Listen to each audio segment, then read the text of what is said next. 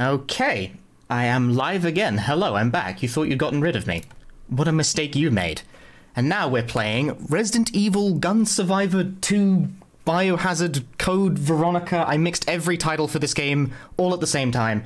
This is a arcade adaptation of Code Veronica that was only released on PS2 in Europe and Japan. I'm playing the Japanese version, because it's slightly faster, don't you know? Many people don't even realize this game exists because it never came out in North America. We have a choice of 2 characters at the start, and the character choice is actually important. Oh, turn off the layout, excuse me. Pardon.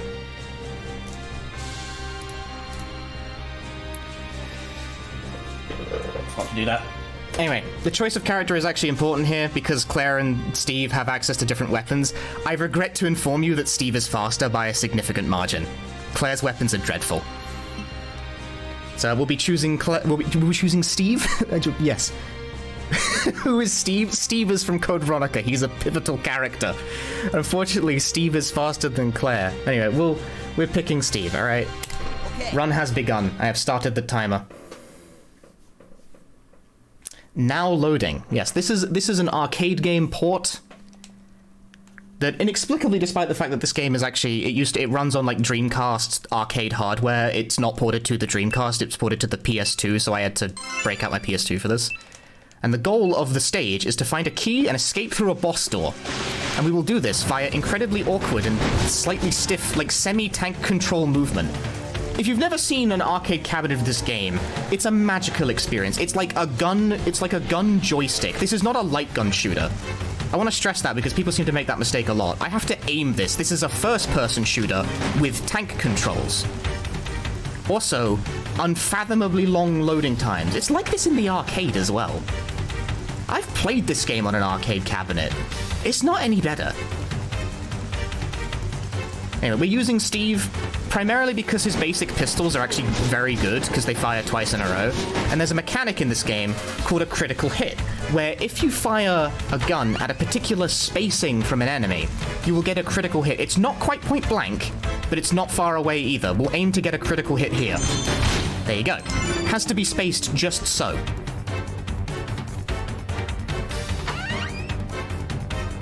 And Steve is slightly more lenient for getting those critical hits because he has a gun that fires twice, whereas Claire's handgun is kind of dreadful at getting these crits. That's a hunter, don't worry about that. Leave here because it is dangerous, so says the door. This is Caution Biohazard Level 1.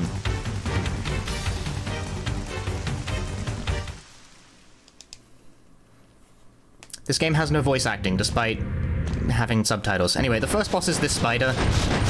We're just gonna shoot it to death with gun. It's dead. I killed it. That's the other reason we pick Steve.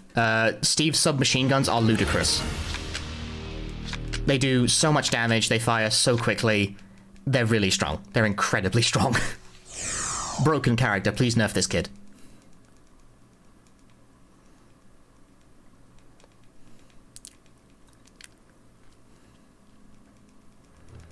We now move on to stage 2, where the goal is once again, find a key, and then get to the exit.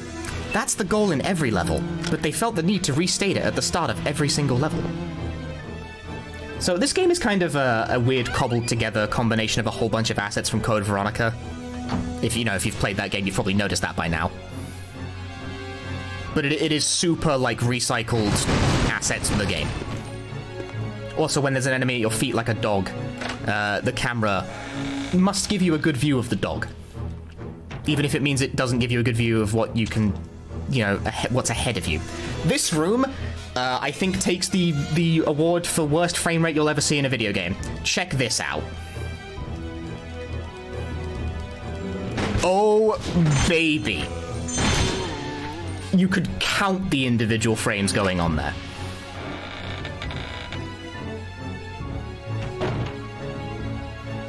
We're just going to hold forward here and go straight through another door to another loading screen. This game loads more than it plays, which is weird, really. This room, I need to abuse iframes by going upstairs at the right timing. See, it tried to hit me, but no, I'm going downstairs. Doesn't count. Stairs are king. Can't hit me. It's not how that works. So I'm still through with full health. Smashing. So far, it's going well. Nice crit. Can I glitch through the zombie? Yep. Nicely done. If your spacing on that is good, you can kind of clip through that zombie, which is good for speed. Gets you to the boss door. And the boss of this level is this red hunter. These actually are an enemy in Code Veronica, but boy, they're lame. Look at this guy. Look at this bozo. What a punk. That was a really good fight.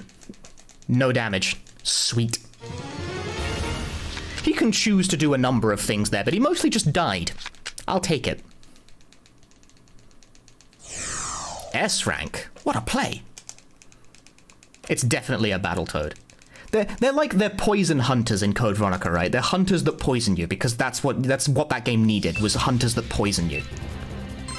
This stage mixes up the formula by having you collect 2 keys.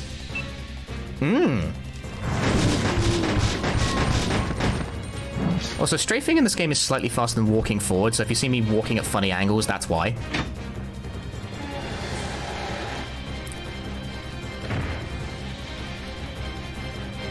There are more dogs in this room. I do not wish to contend with them. Bum bum. The music in this game is quite good. That's because it's stolen from a better game.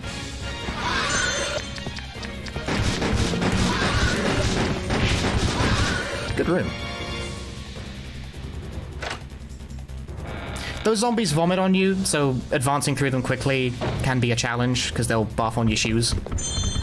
Those spiders, I have never seen them do any damage to anything at all. This next room is full of vomit zombies, but because of the way Steve spawns into the room, I can hold forward and immediately make progress. And there you go, that's the room. You didn't even see anything. Steve and Claire spawn into rooms in different locations, because in the arcade, this is a co-op game. That zombie explodes inexplicably. But the console port has no co-op functionality of any description, split screen or otherwise. You can't even do like system link. Imagine if this game had system link capability. Like, that would be so unnecessary, but it would be really funny. That attack is unavoidable. I eat that one on the nose on purpose. No, the arcade version's not on rails. It plays with a joystick that's like mounted to the cabinet in the shape of a gun. It's a real piece of work. This Bandersnatch holds the key that I need. That was a very good fight. Yes. This is going well so far, actually. I'm dubious of this. This is some fine luck. The Bandersnatch will miss you on the way out as long as you just hold straight forward there. That's consistent. Love the consistent gameplay.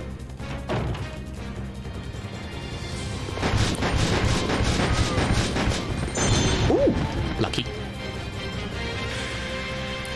I think I managed to kill that zombie as soon as it started grabbing me. So I kind of got a buy on that. Get out the door. Going through all these door loads does eat into my time at the top of the screen, by the way. Maybe you haven't observed that there's a timer at the top of the screen. When the timer reaches 0, Nemesis spawns in the level. Which is noteworthy because Nemesis is not in Code Veronica. But he's in this. He's there.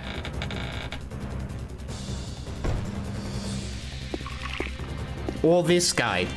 I forget what they're called. That's an enemy from Resident Evil 3. I think they're called Drain Deimos or something. I don't remember.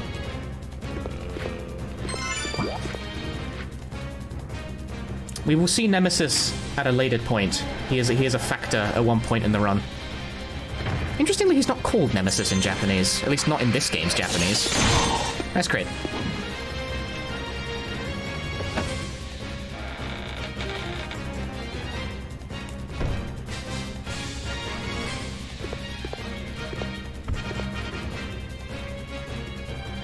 Yeah, we have both the keys that we need to access the exit, so now I just gotta smoothly make my way to the exit.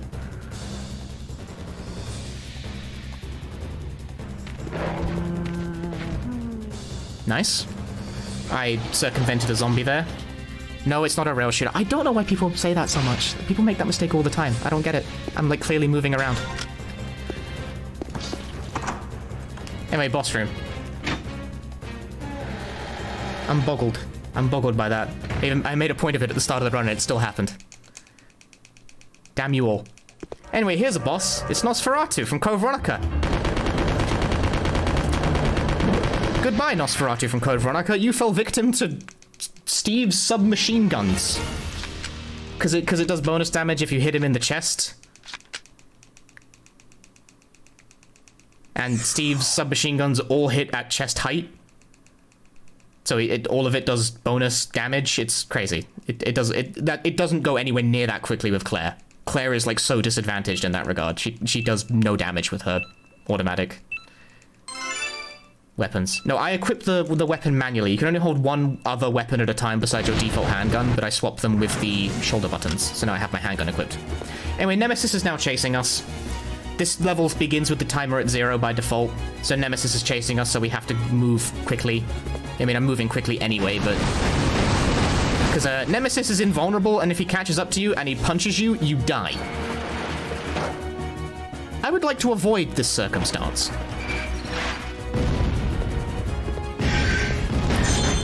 Okay, no crits, but I guess I don't care. And Nemesis pursues you in a semi-real-time sort of way. Semi. It's hard to explain.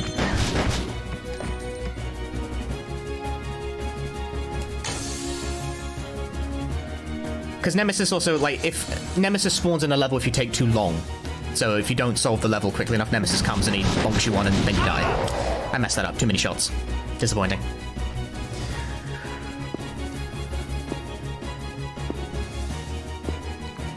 Not too bad, though. Still pretty smooth. These rooms are also just, like, direct rips from Code Veronica assembled together with, like, no cohesion. That was sick. My brain expanded 3 sizes for that one.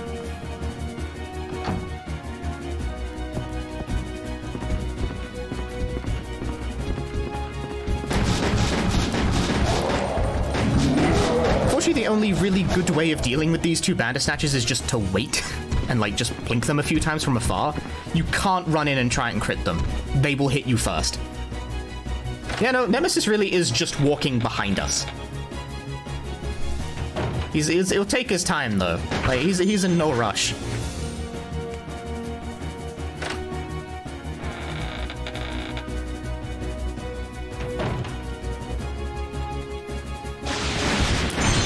Nice crit. Good. You love to see it. All of these lines and, like, crits are they're planned sequences of events. Like, I try and execute these to the best of my ability. Anyway, we now hit the mid-boss. So Nemesis will stop chasing us for a little bit. The mid-boss is the giant spider again. Only the spider has a new trick, which is this horrible dash attack. Dealt with that in short order. Again, quite good. It's a thing that is not reflected because that mid-boss doesn't have a health bar, but you do more damage to the spider if you hit it from the front. If you hit it in the butt, you don't do as much damage. In fact, you barely do anything. You do, like, chip damage. So you want to circle strafe and keep it facing you in order to deal maximum damage. Here are lickers. They're inconsistently threatening. Yeah, we're transported to the Antarctica mansion now. We're just here all of a sudden. If you've actually played Code Veronica, this game is extremely confusing because all the locations are just mixed together with no sense of cohesion for how they actually fit together in the game proper.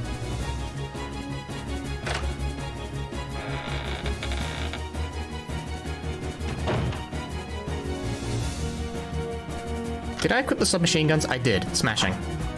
So I went and I got a key, and then it lets me back into the room. And now the boss happens in the same room that I just left, because the game said so. Okay. And the boss is actually Alexia proper this time, but I have submachine guns. But she, you see, has dogs, and also, like, blood that sets on fire, but if I circle strafe her, that's mostly not an issue. Don't get too close, though. Good fight. All these fights have been quite good. Things can go very pear-shaped very fast if you let them get out of control in this game. But this has been good. We're on the last stage now. This is a short run, it's a short game, and I'm fast. Claire also exists. Claire's just around. Don't ruminate on it not. It is none of your concern. The island is exploding. Leave. That's the goal. We have no keys to worry about in this level.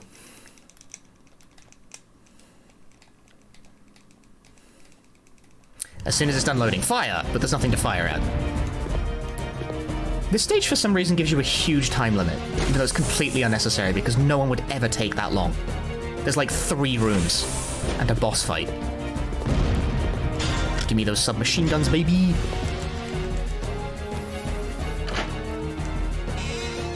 If you wait out the timer on this level, the game just ends. Like, it just kicks you out. You don't just die. Like, the game just ends.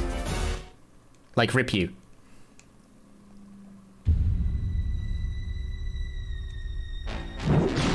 Anyway, here's the final boss. It's Tyrant. With his cool music.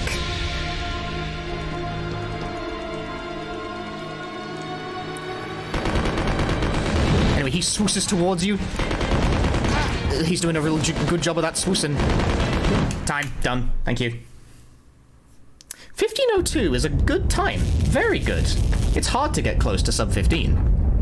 I've done 1 sub 15 of this game ever, and it was 14:55. That was a very good run. I'm quite happy with that. Nice. Nice. Nice. He swoosed me a few times, but it worked out okay.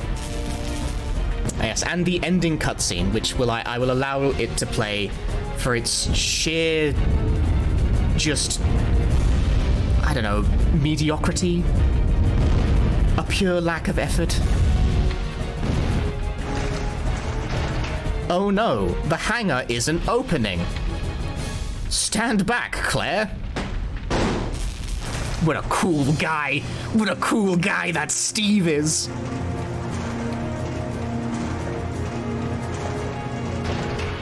Now we can escape. Yeah, let's go. Freeze frame. Ah, what a game. I love it. I love it so much. It's so nonsense. What a questionable existence this game leads. Oh, but check out the supervisor, Shinji Mikami himself.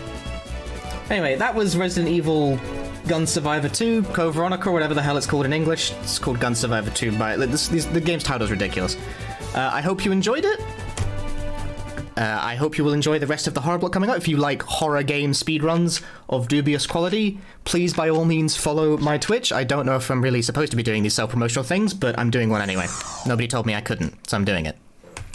And what's my name? What should my name be, chat, before I sign off? Let's allow the marathon to leave a permanent mark in my memory card. You only got 3 letters, think fast. Why? I don't know what Beth is, but 2 people said it, so you know what? Beth. You get Beth out of me. Congratulations. Congratulations, Big Bad Game-a-thon chat. You did Beth. Thank you very much for watching. Thanks for having me. I'm gonna go to bed now. Take it away, hosts. Ta-ta!